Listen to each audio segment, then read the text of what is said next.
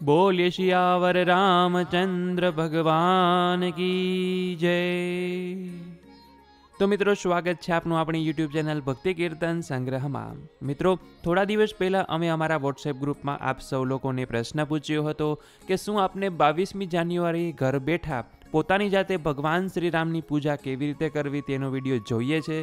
તો આપમાંથી મોટાભાગના લોકોએ અમને તેનો ઉત્તર હામાં આપ્યો હતો, એટલે આપ સૌ લોકો માટે સ્પેશિયલ અમે આ વિડીયો બનાવ્યો છીએ કે જો આપણે 22 જાન્યુઆરીએ પ્રાણ પ્રતિષ્ઠા મહોત્સવમાં તો જઈ નહીં શકીએ, પરંતુ આપણા ઘરમાં જ પ્રભુ શ્રીરામનું પ્રાણ પ્રતિષ્ઠા મહોત્સવ કરીએ, એટલે કે ભગવાન શ્રીરામની પૂજા કરીએ। તો અંત સુધી મારી સાથે જોડાયેલા રહેજો। સમગ્ર પૂજા વિધિ બતાવીશ, સાથે સાથે સમજાવીશ અને આ પૂજામાં કઈ સામગ્રીનો ઉપયોગ થાય છે તેના વિશે પણ માહિતી આપવામાં આવશે કે જેથી કરીને આપ સરળતાથી પૂજા વિધિ પોતાની જાતે કરી શકશો। તો આવો હું આપનો વધુ સમય ન લેતા આપણે આ વિડીયોની શરૂઆત કરીએ। તો એ પહેલાં જો આ વિડીયો પસંદ આવે તો લાઇક કરજો, શેર કરજો, અમારી ચેનલમાં નવા હોય તો સબસ્ક્રાઈબ કરી દેજો કે જેથી કરીને આવા જ અવનવા વિડીયો આપ સૌને મળતા રહે। તો મિત્રો સૌપ્રથમ આપણે પૂજા વિધિમાં ઉપયોગમાં લેવામાં આવતી સામગ્રી વિશે વાત કરી લઈએ। તો આ પૂજા સામગ્રીમાં સૌપ્રથમ ભગવાન શ્રીરામની મૂર્તિ અથવા ફોટો હોય તો તેની જરૂર પડશે કે જેની આપણે આજે પૂજા કરવાના છીએ। ભગવાન શ્રી ગણેશનો ફોટો કે મૂર્તિ લેવાની, કેમ કે પૂજામાં આપણે સૌપ્રથમ ગણેશજીનું સ્થાપન કરીશું અને તેમનું પૂજન કરીશું। મૂર્તિ ચાલે, ફોટો ચાલે અથવા સોપારીમાં પણ તેમનો ભાવ ધરીને પૂજા કરી શકીએ। ત્યાર પછી સ્થાપના માટે ચોખા જોશે, ઘઉં જોશે, ફૂલ જોશે, 5 આસોપાલવના પાન જોઈશે, પ્રસાદ જોઈશે, ભગવાનને સ્નાન કરાવવા માટે દૂધ, શુદ્ધ જળ, ત્રાંબાનો લોટો કે જેમાં દીપ કળશ સ્થાપના કરવાની છે। જો રામાયણનું પુસ્તક હોય તો તે પણ પૂજામાં રાખી શકાય, અને એક બાજોટ કે જેના ઉપર પીળા રંગનું વસ્ત્ર જોઈશે। તો આ પૂજા વિધિ આપણે આ વસ્તુનો ઉપયોગ કરીને કરવાના છીએ। તો પૂજા શરૂ કરતા પહેલાં આપની પાસે આ સામગ્રી હોવી જરૂરી છે।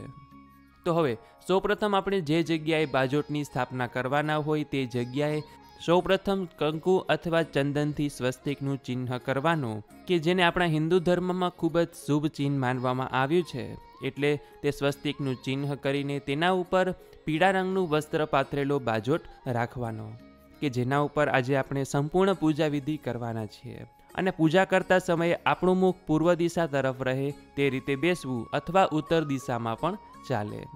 તો હવે પૂજા શરૂ કરતા પહેલાં આપણે સૌપ્રથમ ભગવાન શ્રી ગણેશની સ્થાપના કરીશું, કે જેના માટે આપણે અહીંયા ભગવાન શ્રી ગણેશને ઘઉંનું આસન આપીએ છીએ, અથવા તો આપ લાલ રંગના વસ્ત્રનું પણ આસન આપી શકો છો, કે જેના પર ગણેશજીને બિરાજમાન કરીશું, તેમને કંકુ ચાંદલો કરીશું, ચોખા ચોંટાડીશું અને ભગવાનને ફૂલ અર્પણ કરીશું અને ભગવાનને પ્રાર્થના કરવાની કે અમારી આ પૂજા નિર્વિઘ્ને પૂરી થાય એવા અમને આશીર્વાદ આપજો। ત્યાર પછી આગળની પૂજા મનમાં ને મનમાં ભગવાન શ્રીરામનું સ્મરણ કરતું રહેવાનું, જય શ્રીરામ, જય શ્રીરામ, અથવા તો ભગવાનનો કોઈ મંત્ર આવડતો હોય, કોઈ પાઠ આવડતો હોય તો તે બોલતા બોલતા સમગ્ર પૂજા કરવાની।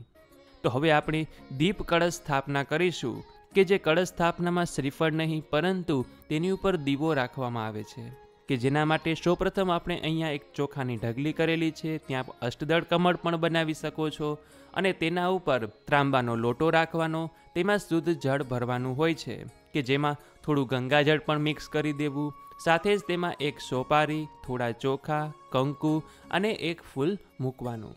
ત્યાર પછી તેના ઉપર આસોપાલવના 5 પાન મૂકવાના, અને ત્યાર પછી આ કળશની પણ પૂજન કરવાનું, એટલે કે તેના ઉપર કંકુ ચાંદલો કરવાનો, ચોખા ચોંટાડવાના।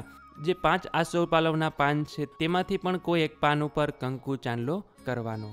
હવે આપણે કળશ ઉપર દીવો રાખીશું, કે જેના માટે આપણે તેને અહીંયા ઘઉંનું આસન આપીએ છીએ અને તેના ઉપર દીપક મૂકીએ છીએ, અને તેનું પણ કંકુ વડે પૂજન કરીશું।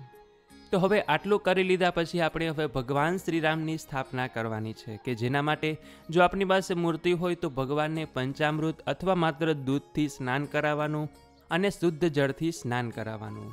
તો સૌપ્રથમ આપણે અહીંયા ભગવાન શ્રીરામને શુદ્ધ જળથી સ્નાન કરાવીશું, ત્યાર પછી દૂધથી સ્નાન કરાવીશું, પંચામૃત હોય તો તેનાથી પણ સ્નાન કરાવી શકાય, અને ત્યાર પછી ફરી શુદ્ધ જળથી સ્નાન કરાવી ભગવાન શ્રીરામની મૂર્તિને સ્વચ્છ ચોખ્ખી કરી દેવાની। અને પછી આપણે અહીંયા ભગવાન માટે સિંહાસન બનાવેલું છે, કે જેના ઉપર આપણે તેમની સ્થાપના કરી રહ્યા છીએ। તો બોલીએ સિયાવર રામચંદ્ર ભગવાન કી જય. હવે આપણે ભગવાનને કંકુ ચાંદલો કરીશું, ચોખા ચોંટાડીશું. માતા સીતાને પણ તે જ રીતે કંકુ ચાંદલો કરવાનો, ચોખા ચોંટાડવાના. લક્ષ્મણજીને પણ કંકુ ચાંદલો, ચોખા ચોંટાડવાના.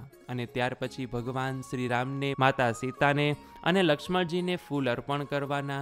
ગુલાબના ફૂલ ચાલે, પીળા રંગના ફૂલ ચાલે, સફેદ રંગના ફૂલ પણ ચાલે. જે ફૂલ આપને મળી શકે તે ફૂલ ભગવાનને ચડાવી શકાય છે.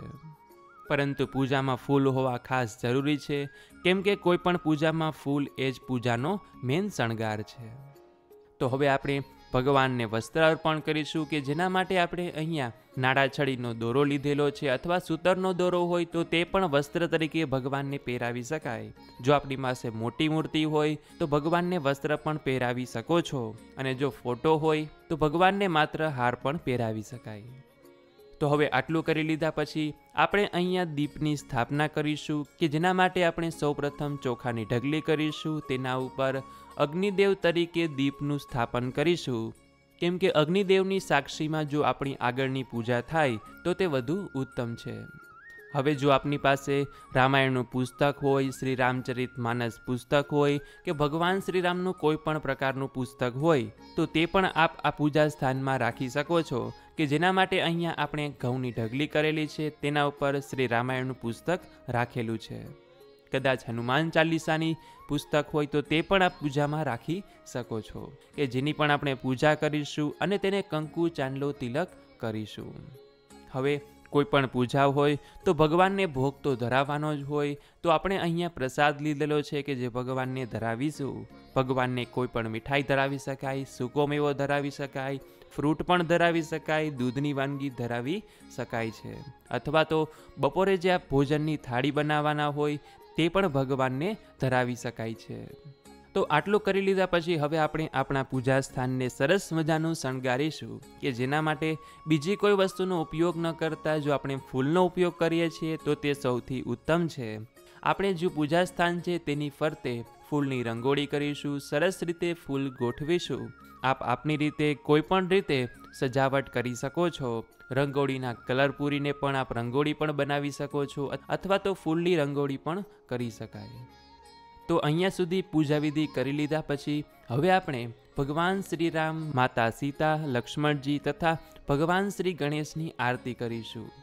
તો તેના માટે એક આરતીની થાળી તૈયાર કરવાની, કે જેને પણ સરસ રીતે સજાવવાની. ત્યાર પછી તેમાં ઊભી વાટનો એક દીવો રાખી ઘી પૂરીને ભગવાન શ્રી રામની આરતી ગાતા ગાતા આરતી કરવાની. અથવા તો જો આરતી ના આવડતી હોય તો આરતી સાંભળતા સાંભળતા પણ કરી શકાય, અથવા તો માત્ર ઘંટડી વગાડીને પણ ભગવાનની આરતી કરી શકાય છે.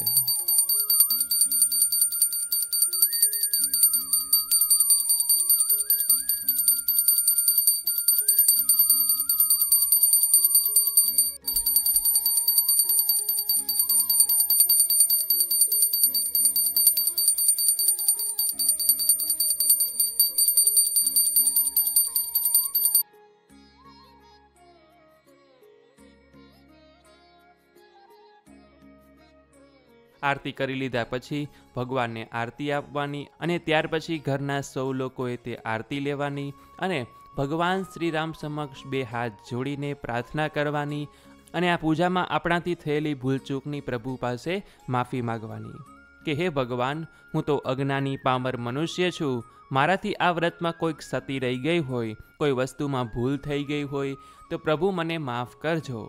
મેં મારી સમજણપૂર્વક આપની પૂજા કરી છે, તો મારી આ પૂજા સેવાનો સ્વીકાર કરજો. તથા જેવી રીતે અયોધ્યામાં આપ પધાર્યા છો તેવી જ રીતે મારા ઘરમાં પણ આપ બિરાજમાન થાજો. અમારા ઘરમાં કાયમને માટે નિવાસ કરજો. સાથે માતા જાનકી અને લક્ષ્મણજી તથા હનુમાનજીને લાવજો, અને આપ સૌ લોકો મારા ઘરમાં બિરાજમાન થજો. અમારા ઉપર આપના આશીર્વાદ બનાવી રાખજો. મારે માત્ર બીજું કંઈ નહીં પરંતુ પ્રભુ તમારી સેવા કરવી છે, તો આ લાવો મને આજે આપે આપ્યો છે. આજનો આ શુભ ઘડીમાં હું આપની પૂજા કરી શક્યો, તેના માટે ભગવાન આપનો ખૂબ ખૂબ આભાર. અને આજે તમે મને જે પણ કાંઈ આપ્યું છે તે આપની કૃપાથી જ મળ્યું છે. જે પણ દીધેલું છે એ તમારું જ દીધેલું છે, તો તેમાંથી હું થોડો ભાગ કાઢીને આપની આ પૂજા કરી છે. તો મારી આ પૂજા સેવાનો સ્વીકાર કરજો. આવી રીતે ભગવાનને પ્રાર્થના કરીને ક્ષમા યાચના કરીને પૂજાને સંપન્ન કરવાની અને ત્યાર પછી જો શક્ય હોય તો ત્યાં બેસીને ભગવાન શ્રીરામનો પાઠ કરવાનો કે જેમાં શ્રી રામ રક્ષા સ્તોત્ર છે, શ્રી રામ સ્તુતિ છે, હનુમાન ચાલીસાનો પાઠ પણ કરી શકો છો, સુંદરકાંડનો પાઠ પણ કરી શકાય. અથવા તો અમે સંક્ષિપ્તમાં રામાયણનો એક વિડીયો બનાવ્યો છે કે જેમાં માત્ર 1 જ કલાકમાં સંપૂર્ણ રામાયણ અમે કહી છે, તો તે વિડીયો પણ આપ સાંભળી શકો છો. અથવા તો દિવસમાં જ્યારે પણ સમય મળે છે ત્યારે પણ સાંભળી શકાય. અને જે ભગવાનને પ્રસાદ ધરાવ્યો હોય તે લઈને સૌ લોકોને વહેંચવાનો અને પોતે લેવાનો.